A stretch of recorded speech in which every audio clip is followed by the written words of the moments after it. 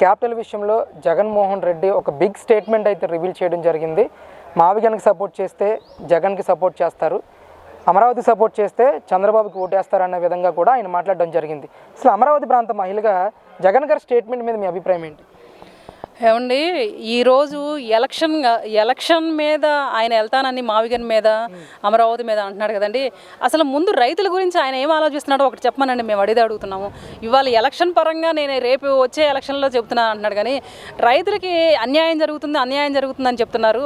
ఎక్కడ అన్యాయం జరుగుతుందో అది చూపించమనండి, మేము కాదంటలేదు. కానీ అసెంబ్లీకి వెళ్ళి చూపించమనండి. అసెంబ్లీకి వెళ్ళి కూర్చొని ఆయన 11 సీట్లతో వెళ్ళి కూర్చొని అప్పుడైతే మొత్తం రాష్ట్ర వ్యాప్తంగా అందరూ చూస్తారు, అందరికీ అర్థమైంది. అప్పుడు ఎవరు ఏ స్టాండ్తో వెళ్ళేది ప్రజలే నిర్ణయిస్తారు. ఎందుకు చెప్తున్నామంటే, మావిగన్ మీద వెళ్తావో, చంద్రబాబు గారు అమరావతి మీద వెళ్తారో, 3 రాజధానుల మీద వెళ్తారో, మీరు మీ ఇష్టం వచ్చిన స్టాండ్ మీద వెళ్ళండి. ఏదైనా సరే ప్రతిపక్షంలో కూర్చొని అసెంబ్లీలో కూర్చొని మాట్లాడి ప్రజలు రాష్ట్ర వ్యాప్తంగా చూస్తారు.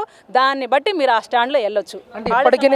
ఇప్పటికీ కూడా నేను అమరావతికి వ్యతిరేకం కాదు, రైతులకు అన్యాయం చేస్తే ఊరుకునే పరిస్థితి లేదు, ఖచ్చితంగా మేము పోరాటం చేస్తామని చెప్పేసి మాట్లాడడాన్ని ఎలా చూడొచ్చు? రైతులకి అన్యాయం చేసే పరిస్థితి లేదు అనే మాట ఆయన అసలు అర్హుడు కాదండి ఆ మాట. ఎందుకంటే ఇన్ని 1631 రోజులు అక్కడ ఉద్యమం చేసిన రైతుల్ని అన్యాయమే కదండి చేసింది ఆయన. ఇంకా అన్యాయం చేసేది ఏంది? అసలు ఈ ఉండవల్లి రైతులకు కూడా, కృష్ణాయపాలెం రైతులకు కూడా మేము అదే చెప్తున్నాము. అసలే రైతుల్ని ఇబ్బంది పెట్టిన ఆయన దగ్గరికి మళ్ళీ మీరు వెళ్తామండి. అది ప్రతిపక్షంలో ఉన్నప్పుడు, అధికార పక్షంలో ఉన్నప్పుడు ఏమీ చేయలేకపోయాడు. ఇప్పుడు ప్రతిపక్షంలో ఉన్నప్పుడు ఏం చేస్తాడని మీరు ఆయన దగ్గరికి వెళ్ళారు? రైతులకు అన్యాయం చేయని మాట ఆయన నిజంగా మనస్ఫూర్తిగా చెప్పమనండి. ఎందుకంటే ఆయన చేసిందే మొదటి పని, అది అమరావతిని ధ్వంసం చేసే పని. ఎందుకు ప్రజావేదిక కూల్చినప్పుడు కూడా, నిజంగా చెప్పాలంటే ప్రజావేదిక కూల్చినప్పుడు కూడా జనాలు అంతగా రాలేదండి. ఎందుకంటే అది ప్రజల సొప్పే. కానీ రాజకీయ నాయకులు గొడవలు పడుతున్నారు కదా అని చెప్పి ఎవరు బయట. కానీ అమరావతి మీద, రైతుల మీద అది 3 రాజధానులు అన్నాకే రైతులు బయటకు వచ్చారు తప్ప.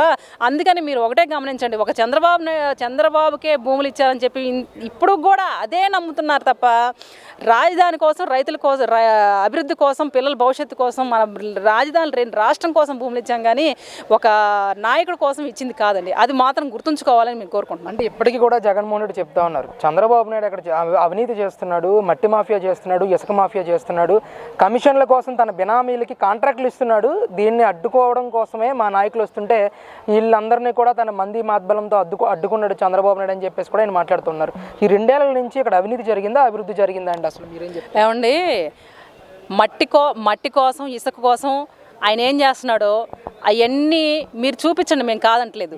మీరు ఇక్కడికి రావడానికి రైతులను అడ్డం పెట్టుకొని రానవసరం లేదు.